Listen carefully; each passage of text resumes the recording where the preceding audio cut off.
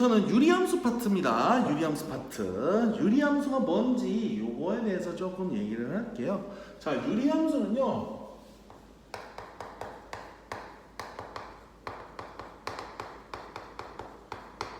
유리식으로 구성된 함수예요. 지금 유리식이면 돼. 예를 들어서 이런 거죠. 대표적인 유리함수입니다. 어디서 봤는데요? 중1 때 봤죠? 중1에서 좌표와 그래프. 그래, 이제 하선이랑 저기 지훈이, 아람이 중1 친구들은 지금 만났겠지? 은재, 하율이, 그 다음에 저기 누구야? 성원이, 그리고 시연이. 이 네 사람은 이미 봤겠지, 학교에서. 휘성이는 내년에 만날 거야. 내년에 만날 거니까 알고 계셔야 될 거고요. 자, 그래서 요 유리함수인데 우리 유리수 중에는 뭐가 들어가? 정수 들어가죠. 왜? 분모가 1인 거잖아. 정수가 분모가 1인 수기 때문에 유리수에 포함이 되잖아요. 다항식도 넓은 의미로 보면 유리함수입니다. 왜? 아까 분명히 얘기했지, 처음에. 유리식 설명할 때 뭐라 그랬어? 다항식분에 다항식 뿌리면 돼. 0만 아니면 돼, 분모가. 그런데 다항식의 경우에는 분모가 1인 다항식이라고 생각하면 되잖아, 그치? 분모가 1인 거란 말이야. 그래서 여기에서는 넓은 의미로 보면 다항함수도 유리함수에 포함이 돼요. 그러니까 우리는 유리함수도 이미 했다. 그 중에 아주 특수한 것만 다뤘다. 그렇게 생각해 주시면 될 것 같습니다. 주로 근데 우리가 다루게 될 거는요, 요렇게 돼 있습니다. 주로 얘네들에 대한, 즉 여기서부터 스타트를 해가지고 평행이동한 애들을 주로 다루게 돼요. 자, 그러면 우리가 사실은 우리 중학교 1학년 때 했던 그 내용에서 거의 뭐랄까요? 크게 벗어나지는 않는다 이렇게 보시면 돼요. 평행이동이랑 대칭이동이 좀 섞여 있기는 해요. 근데 어쨌든 여기가 스타트라. 즉 우리는 뭘 봐야 될 것이냐? 반비례 관계인 x분의 k부터 일단은 다뤄야 될 겁니다. 당연히 얘의 경우는 x가 제로에서는 정의가 안 되겠죠. 자, 그리고 k도 당연히 제로면 안 돼요. k가 제로면 의미가 없잖아, 그지? 그래서 얘네들에 대한 기본성 문제부터 일단 다루고 좀 가봐야 될 것 같습니다.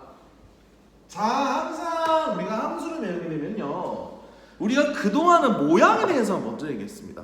그러나 우리는 함수라는 단어를 배운 사람들이야. 함수라는 단어를 배웠으면 뭐가 나와야 돼? 정의역과 치역부터 기본이에요. 항상 정의역 치역이 제일 중요해. 왜? 그 함수가 어디서 정의돼서 어느 값으로 움직이는지 봐야 된단 말이야. 그게 항상 기본입니다.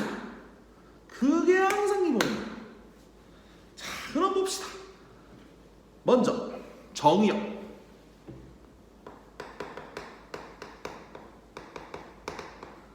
x고요. x는 실수고 당연히 x가 제로면 안 되죠. 왜? 분수 자체가 정의가 안 되죠. 근데 재밌는 건 치역은 어떨까요? 봐봐. 치역이 0일 수가 있어. 여기가 양수든 음수든 뭐가 들어가든 간에 얘도 0이 아니고 얘도 0이 아니에요. 0이 아닌 수보다 0이 아닌 수라고. 즉 0이 될 일이 없어요.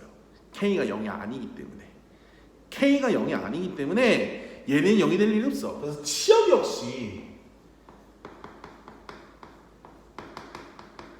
X는 실수면서 이 함수 값은 절대로 제로일 수 없어요.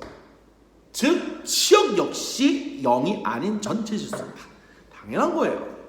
애초에 저 둘의 곱이 0일 수가 없잖아. K 자체 XY가 K인데 K가 0이 아니면 X는 Y는 0이 못 되죠. 그렇죠? 이게 새로운 내용이 아니야.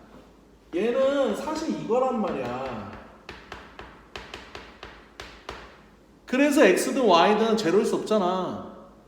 0이 아닌 두 수의 곱이어야지 그 0이 아니잖아, 전체도. 그죠? 그래서 새로운 내용은 아니다. 그 다음 두 번째. 이제 그래프의 모양을 볼 건데 여기서 중요한 게 이제 K 있죠? K의 부호에 따라서 달라지게 되죠.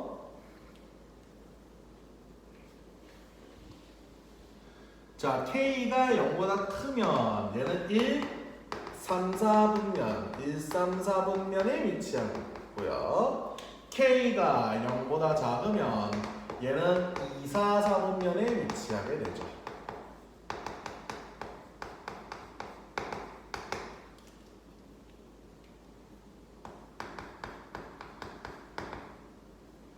자, 조금 띄어서 쓰겠습니다.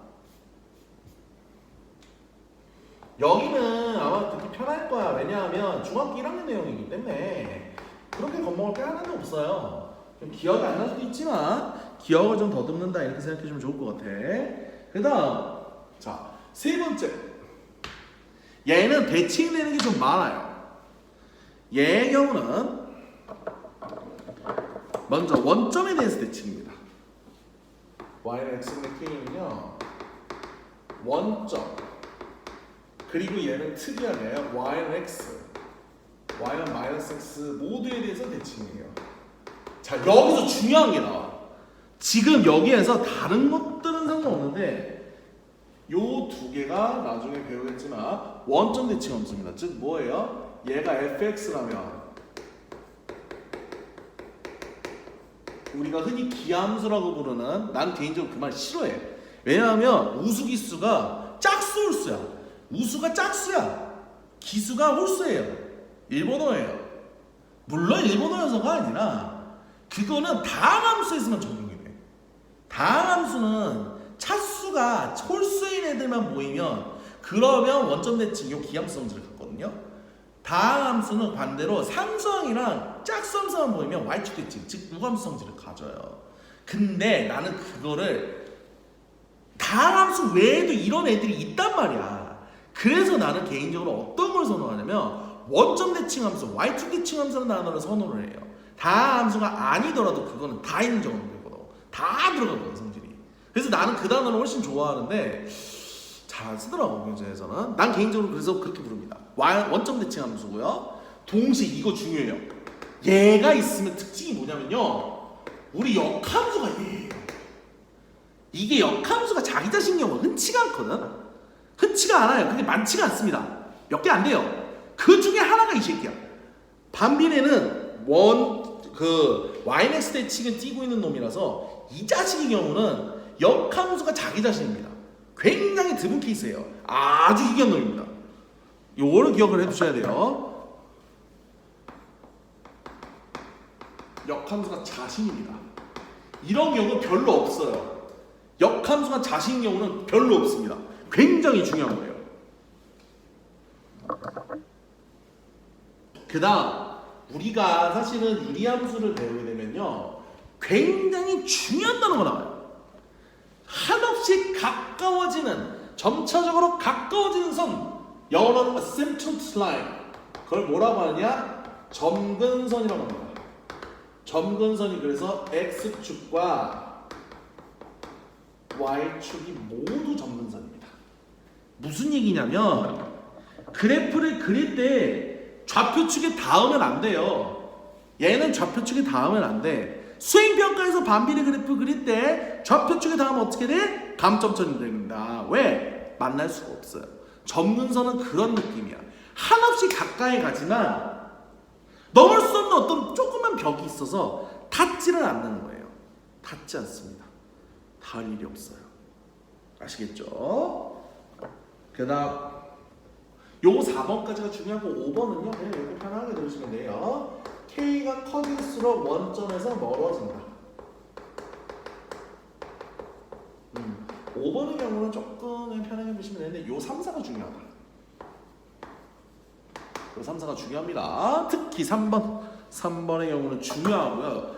유리함수 하면 떠오르는 키워드가 뭐가 나와야 돼? 점근선입니다. 우리가 1차 함수하면 키워드가 2개가 나와야 돼요. 뭐야? 이거 안 나오면 안 되지. 기울기 그리고 x절편. 이러면 안 되죠? y절편. 왜?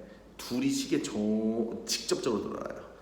x절편은 숨어 있어. 내가 찾으면 돼. 그래서 기울기와 y절편이 이 1차 함수의 키워드예요. 2차 함수는 볼록성, 폭, 그리고 대칭, 축. 그래서 여기는 볼록성과 꼭지점 요 2개 정도가 핵심 키워드라고 보시면 돼요. 아시겠죠? 그 둘이 핵심 키워드입니다.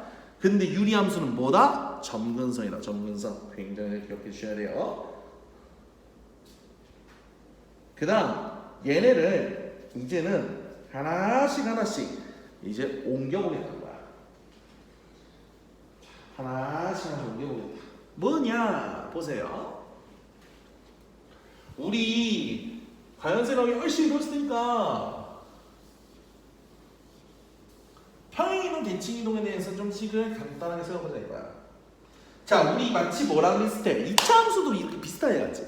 처음에는 뭐가 나와? y는 x제곱에 대한 그래프가 나왔고, 두 번째는 y는 ax제곱에 대한 그래프가 나왔어.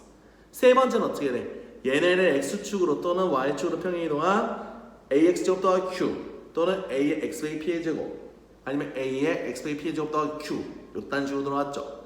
비슷합니다. 여기도 그리고 마지막에 어떻게 됐어요? 2차 함수는 일반형이 나왔죠. ax제곱 더하기 bx 더하기 c 같은 흐름이에요. 뭔 말이요? 얘를 평행이동한 자 봐봐. 자 x로는 p만큼 y축으로는 q만큼 평행이동했대. 자 그럼 어떻게 돼? 이거 나와야지. 어떻게 됩니까? 자 y 빼기 y 대신에 y 빼기 q x 대신에 x 빼기 p가 대입이 된다. 그래서 y가 뭐가 돼? x 빼기 p분의 k 더하기 q. 아시겠죠? 요렇게 된다 이거죠. 자 이제 이거는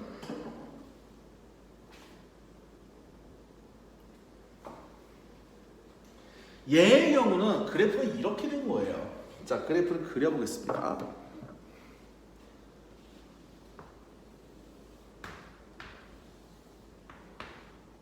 자 여기서 중요한 자 y하고 x입니다.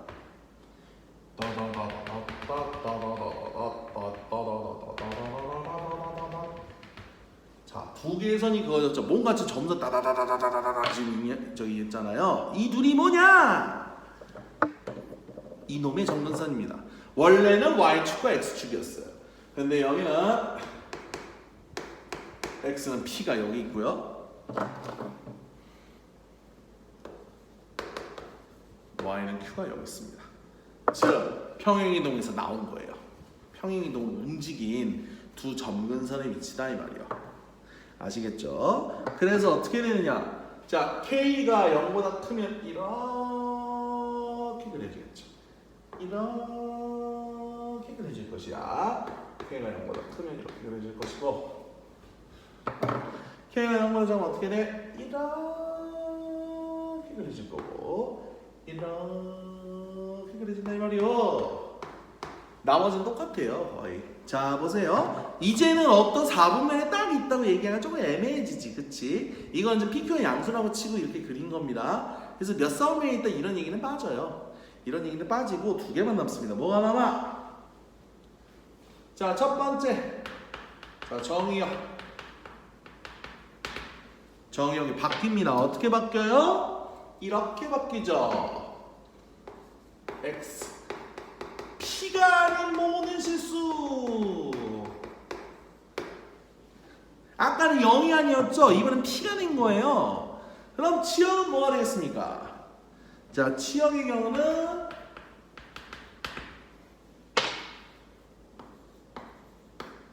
자 아까는 0이 아닌지 이번엔 q가 아니고 왜냐면 이게 0일 수가 없거든. 이거 0이 안 돼요.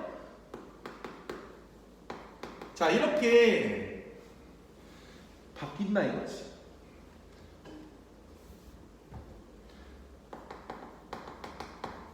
그래서 여기에서 뭐가 따라 나와? 점근선도 같이 따라가요. 즉 y는 q가 점근선이고 자 점근선도 이제 같이 얘기하고 있는 거야. x는 p가 점근선입니다. 될 수가 없는 값들이에요. 이 두 놈이 점근선으로 같이 갑니다. 그리고 미안해 내가 지금 살짝 부딪혔어. 얘네는요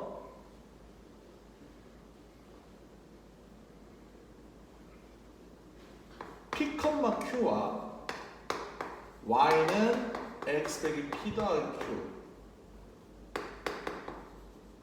그리고 y는 마이너스 x 빼기 p 더하기 q에 대해서 모두 대칭이다. 이 셋에 대해서 대칭이다. 이 정도 알아두면 됩니다.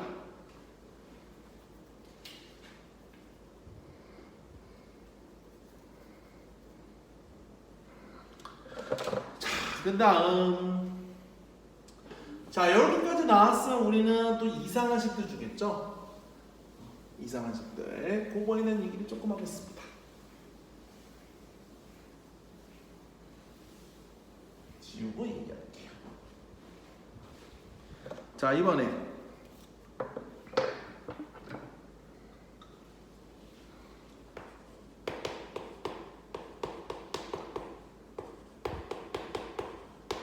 자, 이렇게 돼 있어. 자, 이렇게 돼 있으면 얘를 우리는 어떤 요 형태가 되도록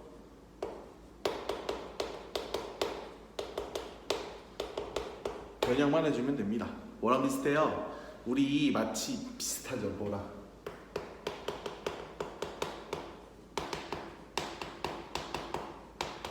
우리 2차 함수 일반형을 항상 이렇게 꼭지점을 바꿔주고 들어가잖아요. 그쵸? 네, 요거랑 좀 흡사하다 이렇게 생각하시면 돼요.